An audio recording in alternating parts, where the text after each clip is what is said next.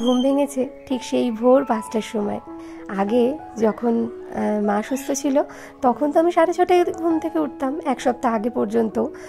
তখন অ্যালার্ম বাজলেও খালি মনে হতো যে আরও একটু ঘুমিয়ে নিই। আর এখন জানো তো, এত কাজের চাপ, একা সবটা সামলাতে গিয়ে ঘুম কোথায় যেন চলে গিয়েছে। 5টা বাজলেই তখন যেন মনে হয় বাবা আগে উঠে পড়ি। একটু লেট হয়ে গেলেই ব্যাস সারাটা দিনের সব কাজকর্ম কেমন যেন লেট হতে থাকবে। বাড়িতে বাবাও অসুস্থ, ওদিকে ছেলেটাও ছোট, ওদেরকে সঠিক সময়ে খাবার দাবার দেওয়া, তার মধ্যে ঠাকুর সেবা। ঘুম থেকে উঠে বাসি সেরে ঠাকুর ঘরটা পরিষ্কার করে বাবাকে পুজো গুছিয়ে দিয়েছিলাম। বাবা ওদিকে পুজো করতে করতে মায়ের ঘর, নাটমন্দির সমস্তটাই মুছে নিয়েছি। আর এই তো এখন ওপরে এসেছি কেন জানো? কম্বলটা নিতে। ভীষণ ঠান্ডা লাগছে রাতের দিকে, তখনই না পাতলা ক্যাথাতে হচ্ছে না, তাই এই কম্বলটা নিচে নিয়ে রাখলাম। 2 দিন ধরেই মনে করছিলাম যে কম্বলটা নামিয়ে নিয়ে আসবো, কিন্তু ওই যে মনে আর থাকে না। রাত্রেবেলায় যখন ঘুমোতে যাই তখন গিয়ে মনে পড়ে। তো এইদিকে দেখো তোমাদের দাদাভাই বাজার এনেছে, তো মাছ নিয়ে এসেছে, কিছু সবজিও আনতে বলেছিলাম সেগুলোও নিয়ে এসেছে। তো এই যে সেইগুলো এখন নামিয়ে নিচ্ছি। এমনিতেই ব্লগ দেওয়াটা আমার কিন্তু একটু ইরেগুলার হয়ে যায়, আর তার মধ্যে এখন তো একটু ব্যস্তই হয়ে পড়েছি সাংসারিক কাজগুলোতে। তো সেই কারণে না এখন ব্লগ দেওয়াটাও কিন্তু আমার একটু দেরি হচ্ছে, মানে 2 দিনেরটা 3 দিনেরটা একদিনে দেওয়া এইভাবেই হচ্ছে আর কি। তো আমি জানি তোমরা একটু অ্যাডজাস্ট করে নেবে আমার সাথে। অপারেশনের পরের দিন হলো আজ। অপারেশনটা ভালোভাবেই হয়েছে এবং মা সুস্থ আছে কাল অবধি যেটুকুনি দেখা গেছে। তবে আজকে তো আবার ওই 11টা থেকে সময় ভিজিটিং আওয়ার্স, তো 11টা থেকে 12টা তোমাদের দাদাভাই যাবে মাকে দেখতে। তো সকালে জলখাবার আমি বসিয়ে দিয়েছি, আর এদিকটাতে তোমাদের দাদাভাইকে বলেছিলাম লঙ্কা আনতে। ওই যে একেবারেই অনেকটাই নিয়ে আসে, তো আমি সেগুলো ওই বোটা ছাড়িয়ে পেপারের মধ্যে মুড়ে একটা বক্সে করে ফ্রিজে রেখে দিই, তাতে করে বেশ টাটকাও থাকে। তো ওই দিকটাতে তরকারি বসিয়ে দিয়ে আমি এদিকে ওই লঙ্কাগুলো ছাড়িয়েও নিলাম। মাছগুলো ধুয়ে নুন হলুদ মাখিয়ে নিয়েছি, আর কিছু মাছ বেশি ছিল সেগুলো ফ্রিজে রেখে দিলাম ওই 5 পিস মতন। আর এখানে মাছ দিয়ে আর কি কাঁচা কলা আলু দিয়ে ঝোল করব আমাদের জন্য, আর বাবানের জন্য বেগুন আলু দিয়ে ঝোল করছি। কাঁচা কলা আলু দিয়ে মাছের ঝোল খেতে আমার বেশ ভালো লাগে, কিন্তু কি বলো তো তোমাদের দাদাভাই পছন্দ করে না, বাবাও পছন্দ করে না, তাই কাঁচা কলাটা ওদের দেবো না, ওদের শুধু ওই আলু দিয়েই মাছের ঝোলটা দেবো, আর কাঁচা কলা দিয়ে আমি খেয়ে নেব। সব কিছুই যে জানাতে হয় তা কিন্তু নয়, কিছু জিনিস লুকোছাপা করেও কিন্তু সংসার চালাতে হয়, তাই না? আর এই যে নতুন কড়াইটা রাখাই রয়েছে, ব্যবহার করিনি। তবে এখন মন মেজাজ একদমই ভালো নয়, মনে হচ্ছে না যে নতুন কড়াই ব্যবহার করি। থাকুক, যেদিনকে মনে হবে সেদিনকে রান্না করে নেব। আজকে পুরনো কড়াইটাতেই রান্না করে নেওয়া যাক।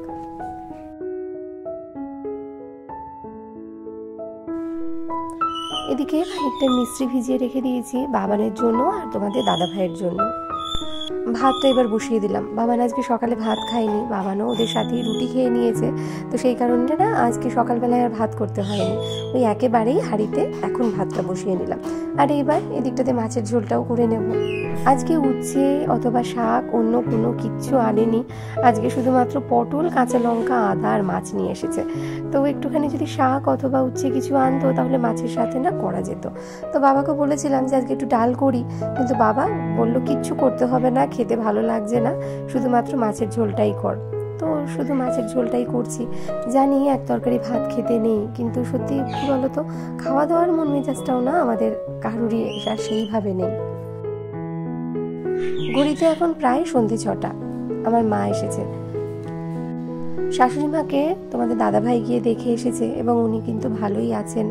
আমার মাও বলছিল দেখতে যাবেন, তো তোমাদের দাদাভাই না করলো যে এখন যেতে হবে না, কারণ আগামীকালই হয়তো আমার শাশুড়ি মাকে বাড়িতে ছেড়ে দেবে, তো বাড়িতে এসে মা যেন দেখে যায়। মা দেখো কত কিছু নিয়ে এসেছে আমার জন্য, মানকচুর পাতা, তার সাথে এখানে এনেছে মেটে আলু। এই মেটে আলু দিয়ে মাছের ঝোল খেতে আমি যে কি ভালোবাসি কি বলবো। এটা আবার আমার বোন খুব একটা ভালোবাসে না, আমার মা আমরা দুজনেই ভীষণ ভালোবাসি। তো মা বলল যে আমাকেই নিয়ে নিতে।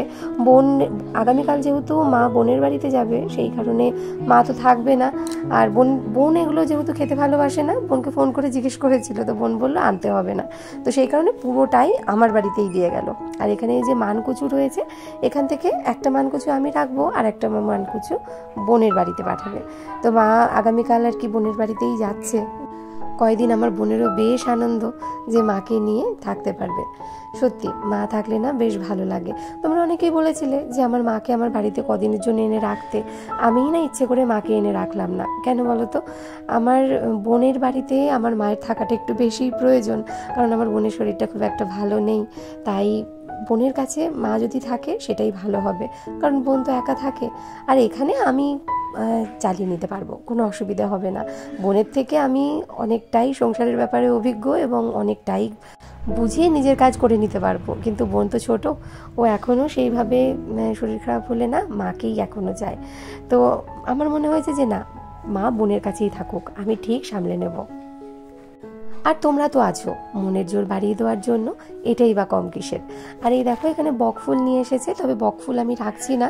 বকফুলগুলো সমস্ত আমি বললাম যে বোনকেই দিয়ে দিও। বোন আর বিষ্ণু বকফুলের বড়া খেতে ভীষণই ভালোবাসে। মা যেহেতু আগামীকাল বোনের বাড়িতে যাবে, তাই কিছু ফল ছিল বোনের জন্য দিয়ে নিলাম। আর ডালিমটা সত্যি এত সুন্দর ছিল, ভাবলাম দিয়ে দিই, ও বরঞ্চ খেতে পারবে।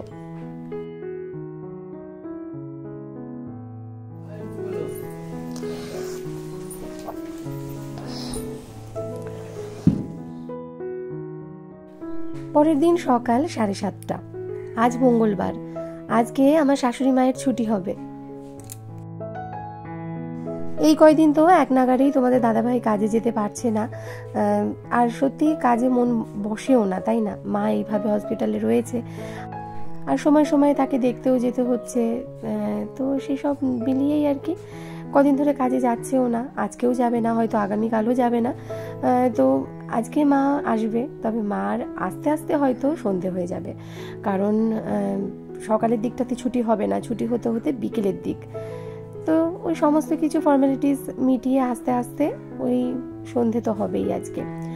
তো ভালো লাগছে, বাড়ির মানুষটা বাড়িতে আসছে। মা ছাড়া বাড়িটা তো সত্যিই ফাঁকা, যার সংসার, তাই না? আমার তো অবশ্যই, কিন্তু যে এই সংসারের কাণ্ডারি, তার হাতেই সংসারটা ভালো মানায়। কোন সকালে উঠে ঠাকুর ঘরের সমস্ত কাজকর্ম সেরে চলে এসেছি আমার ঘরটাতে। জানলাগুলো না এখন দিয়ে দিতে হয়, কারণ যেহেতু ঠান্ডা আসে, জানলা দিয়ে দিই, দরজার পর্দা দিয়ে দিই। আর এখন এই যে 7:30টার জল রয়েছে, ভাবলাম জলটা আগে ভরে নিয়ে তারপর চা করি। বাবাও এদিকে ঘুম থেকে উঠে ব্রাশ করা সমস্ত হয়ে গেছে, বাবা বসেছে নাট মন্দিরে। এবার চা করে বাবাকেও দিয়ে নেব, আমরাও খেয়ে নেব।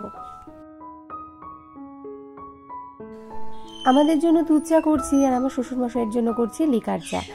উনি এখন তো লিকার চাই খাচ্ছেন। সত্যি এই মানুষটা কিন্তু একটা সময় ঠিক আমার মতনই ছিলেন, একদম লিকার চা পছন্দ করতেন না। কোনো সময় যদি লিকার চা দেওয়া হতো ভীষণ রেগে যেতেন। আর সেই মানুষটাই এখন ডাক্তারের পরামর্শে খাচ্ছেন একেবারে চিনি ছাড়া লিকার চা। শরীর ভালো রাখতে গেলে, সুস্থ থাকতে গেলে ডাক্তারের পরামর্শ মেনে তো চলতেই হবে, কিচ্ছু করার নেই। তবে হ্যাঁ, আমি এত সহজে দুধ চা ছাড়ছি না। যতদিন না ডাক্তার আমাকে বারণ করবে, ততদিন পর্যন্ত আমি দুধ চাই খেয়ে যাব। গতকাল রাত্রেবেলায় বাবা দুধ রুটি খায়নি, যেহেতু মাছ রান্না করেছিলাম, আর মাছের ঝোলটা বাবার ভীষণই ভালো লেগেছিল, তাই রাত্রেবেলায় মাছের ঝোল দিয়ে ভাত খেয়েছিল। আর দুধটা রাত্রে জাল দিয়ে রেখেছিলাম, আর এখন সকালবেলায় না দুধটা আরও একবার জাল দিয়ে নিচ্ছি।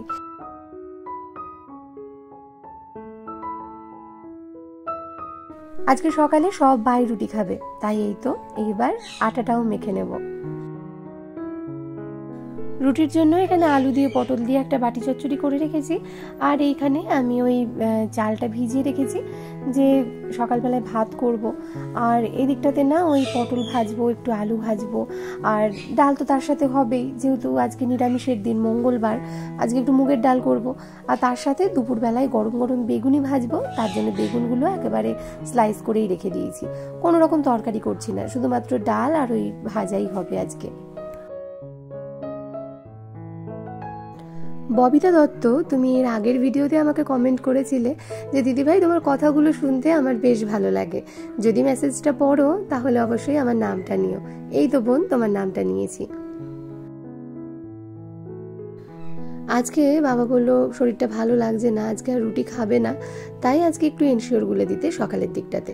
বাবা যদি সকালে একটু ভারী করে এনশিওর খায় তাহলে সকালে আর না রুটি খেতে চায় না। তো আজকে হয়তো ভালো লাগছে না, তাই বাবার জন্য আজকে একটু এনশিওর গুলে দিচ্ছি। আটা ওদিকে মাখা থাক, কোনো অসুবিধা নেই, সকালে না খেলেও রাত্রেবেলায় রুটি খাবে, তখন গরম গরম ভেজে দিলেই হবে।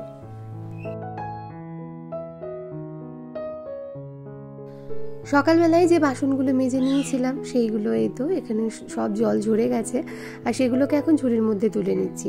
ভেজা অবস্থায় ঝুড়ির মধ্যে জড়ো করি না, কারণ কাঁসার পেতলের বাসনগুলো যদি গায়ে জল লেগে থাকে তাহলে না কেমন কালো দাগ হয়ে যায়। তো সেই কারণেই আমার শাশুড়ি মাকেও দেখেছি যে এরকমভাবে বাসনগুলোকে আগে জল ঝরিয়ে নিতেন, তারপর ঝুড়িতে তুলতেন। তো ঠিক তেমনভাবেই আমিও তুলে নিলাম। আর দেখো সত্যিই বাসনগুলো কিন্তু একদম চকচকে ঝকঝকে থাকে, এতটুকুও কোনো রকম দাগ এর মধ্যে থাকে না। সংসার জীবনে এসে কত কিছুই না শেখা যায়, তাই না? এই যেমন দেখো টুকিটাকি কিছুই তো জানতাম না, কত কিছু যে এই বাড়িতে এসে শিখেছি যে তার কোনো ইয়ত্তাই নেই। আজকে ছুটির দিন বলে বাবান বেশ অনেকক্ষণ ধরে ঘুমিয়েছে, আর এই তো খানিক আগেই উঠলো, আর এখন বিছানাটাও তুলে নিচ্ছি। মাধ্যমিক পরীক্ষার জন্য স্কুল তো এখন ছুটি রয়েছে, ওদের একেবারে 30 তারিখ থেকে পরীক্ষা শুরু, আর সেই দিন থেকেই আর কি ওদের যেতে হবে স্কুলে। তো সারাটা দিনই তো ছুটি, সকালের দিকটাতে একটুখানি ও বেশি ঘুমোয়, কিন্তু পড়াটা কিন্তু বেলার দিকটাতে টেনে মন দিয়ে পড়ে নেয়। এখন বাজে ঘড়িতে ঠিক বিকেল 4টে, চলে এসেছি ওপরের ঘরটাতে। আর বাবান যেহেতু ওপরে পড়ছে কয়দিন ধরে সকাল এবং সন্ধে, তো সমস্ত বইপত্রগুলি ওই ওপরেই থাকে, দুপুরেও এখানে এসেই পড়ছিল। তো চারিদিকে দেখো বইয়ের কি অবস্থা। তো চলো এবার এডিটটাও করে নিই। ঘড়িতে এখন প্রায় সন্ধে 7:30। ওদিকে মাকে সন্ধেবেলায় নিয়ে আসা হয়েছে, আর এই এখন মুড়ি তোমাদের দাদাভাইকে দিয়ে নিচ্ছি। সারাটা দিনই ওইখানে ছিল, সমস্ত কিছু সেরে আস্তে আস্তে প্রায় সন্ধে 6টা বেজে গিয়েছিল। তো এখন মাকে আমাদের এই রান্নাঘরের পাশেই যে ঘরটা, সেই ঘরটাতেই রাখা হয়েছে। মায়ের অবস্থা খুবই খারাপ গো, মানে একদমই তো হাঁটাচলা কিছুই করতে পারছে না। ভ্যানে করে আমাদের ওই গলিটার সামনেটাতে নাট মন্দিরের দরজার সামনে আনা হয়েছিল, এবং সেই চাদরে করে 4 জন মিলে চারিদিক দিয়ে ধরে তবে বিছানায় এনে তাকে রাখা হয়েছে। মানে খুবই খারাপ অবস্থা যাকে বলে। তো যাই হোক, ওদিকে তোমাদের দাদাভাইকেও মুড়ি দিলাম, ওদিকে বাবাকেও খানিকটা মুড়ি চানাচুর দিয়ে নিলাম, আর এদিকে মায়ের জন্য একটু হরলিক্স গুলে নিচ্ছি। মা এখন বললো একটু হরলিক্স আর বিস্কুট খাবে, তো সেই কারণে মাকে হরলিক্স দিচ্ছি। আজকে মায়ের বিধ্বস্ত অবস্থা, আজকে আর মাকে তোমাদেরকে দেখালাম না, ভালো লাগছে না মাকে এইভাবে তোমাদেরকে দেখাতে। আগামীকাল মা একটু স্টেবল হোক, তারপর তোমাদের সামনে নিয়ে আসবো। তাছাড়া কি বলতো, মানুষ অসুস্থ, তার মুখের সামনে ক্যামেরা ধরে কথা বলা, এটা ঠিক এই মুহূর্তে আমার ভালো লাগছে না। তো সেই কারণেই আর মাকে তোমাদেরকে আজকে দেখালাম না। আর এটা হলো মায়ের রাতের খাবার, একটাই রুটি খাবে বললো, তাই দুধ আর রুটি দিচ্ছি। চলো, আর ভালো লাগছে না গো, আজকের ব্লগটা এখানেই শেষ করছি।